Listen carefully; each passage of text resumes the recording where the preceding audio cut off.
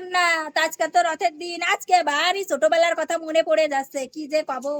ছোটবেলা সেই ছড়া মনে পড়ে যাচ্ছে, ওপারে এক ময়রা বুড়ো রথ করেছে 13 চূড়ো, তোরা রথ দেখতে যা, তোদের হলুদ বরণ গা, আমরা পয়সা কোথায় পাবো, আমরা উল্টো রথে যাব।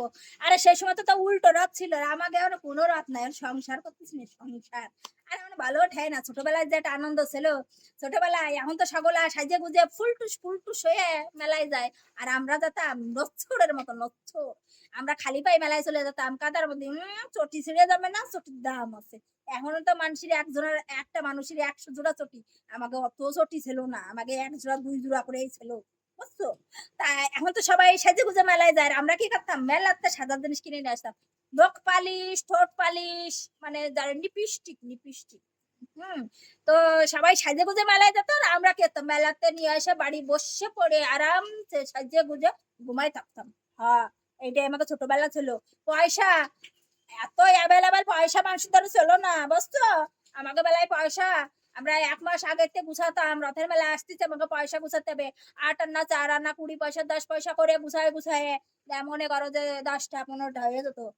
আবার কিছু কিছু মানুষের পয়সা থাকতো না, তাকে উপার্জন করার ছিল না, মা বাবা তো আমাকে পয়সা দিত স্কুলে টিফিন খাওয়ার জন্য, আমরা না খাইয়ে আত্মা বেরোই যেত। মনে করো কোনো খাবারের গন্ধ শুনে টিফিনের সময় আমরা মাখা পেয়ারা মাখা লেবু মাখা যাই হোক, গন্ধ শুনে জিভে জল চলে আসতো, তাও খাতাম না, না পয়সা ভাঙা যাবে না, সামনে রথের মেলা। আর অনেকের আছে তাকে বাবা মাও পয়সা দিত না, আর্থিক দিক দিয়ে জম্বের খারাপ ছিল, পয়সা দিতে পারতো না, তারা কি করতো, তা একদিন এসে কাছে, তোরা তো মেলা পয়সা গুছাই ফেলেছিস, কেউ 5 টাকা কেউ 7 টাকা, তো আমাকে কোনো পয়সা গুছানোর কোনো উপায় নাই, তাহলে আমরা কি করি। তখন তারে বুদ্ধি দিলাম যে দেখ, তোরা যদি এমনি টাকা দিই, তুই তো নিবি না, ও এমনি টাকা নেবে না, তা তুই এক কাজ কর, ওকে কাছে আবার অনেক আম হইছে, আমি তো একটু আম খাতি ভালোবাসি, তাই এবার বুদ্ধি দিলাম, তুই আম বেচ, আমরা কিনি আমরা খাই। তা সত্যি সত্যি ওর কথাটা ভারী ভালো ঠাকছে। তারপরে ওকে গাছের আম 4 আনা 8 আনা 10 পয়সা যেরকম সাইজ, ছোট হলি ছোট পয়সা, বড় হলি বড় পয়সা, সেরকম সাইজের আম বেচতো, বেচে বেচে ওরাও পয়সা গুছাতো, গুছাই একসময় ওগো অনেক টাকা হয়েছে। তারপরে আমরা রথের মেলায় গেছি, পাপড় ভাজা কিনে খাইছি, তখন 4 আনায় পাপড় ভাজা দিত, কারম করুন খাতি খাতি বাড়ি আসতাম। ঘুগনি 1 টাকা প্লেটে এইরকম, তা আবার তালের পাতা দিয়ে খাতি হতো, বুঝছো, অত সুন্দর ডক ডক করে পাতা মুতো দিত না। তাই আমরা তালের পাতায় ঘুগনি, ওই তালের পাতা দিত, এরকম কাঠির মতো দিয়ে, এরম এরম চামচের মতো ওরম করে খাতাম, সে যে কি স্বাদ, সেই সব স্বাদ এখনো মুখে লাগে রয়েছে। আর মেলা মানে কি, জিলেপি, ওরে জিলেপি মানে 2.5 পিস, যেটা ওই যে তোমরা কও মাই মানুষের মনের মধ্যে তাই ওই দিয়া।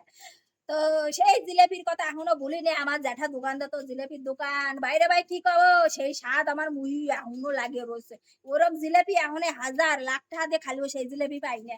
কি কব, তো রথের মেলা আমাকে ছোটবেলায় যা আনন্দ করেছি, ছোটবেলার যে দিনগুলো চলে গেছে, সারা জীবন তপস্যা করলো, আর সেই দিন কোনোদিন ফিরে আসবে না। আর ফুলটুস ফুলটুসিরা এখন তো মেলা যা, তোমরা শুধু আমরা তো বুঝি, আমরা সে বেলায় যাইনি, আমরা আনন্দ করতে গেছি, বুঝছো, জামা প্যান্ট এরকম ধরে নিয়ে দৌড়াইছি কাদার মধ্যে বৃষ্টির মধ্যে, তাও সেই মেলার আনন্দ, চিত হয়ে পড়ে গেছি, কাদামাটি খেলে বাড়ি চলে আসি, ওটাই ছিল আমাদের বেলা। পরে আমরা বাড়ি এসে সাদা জিনিস কিনে নিয়ে এসে বসে বসে সাজতাম, লিপস্টিক, ঠোঁট পালিশ, নখ পালিশ, ওইসব আমরা বাড়ি বসে বসতাম। আমরা ঘষে মেলায় যে মাল পাঠাতে যেতাম না, মানুষ পাঠাতে যেতাম না, আমরা বাড়ি আসতাম, বাড়ি বসে সুন্দর হতাম সাজে গুজে, বুঝছো।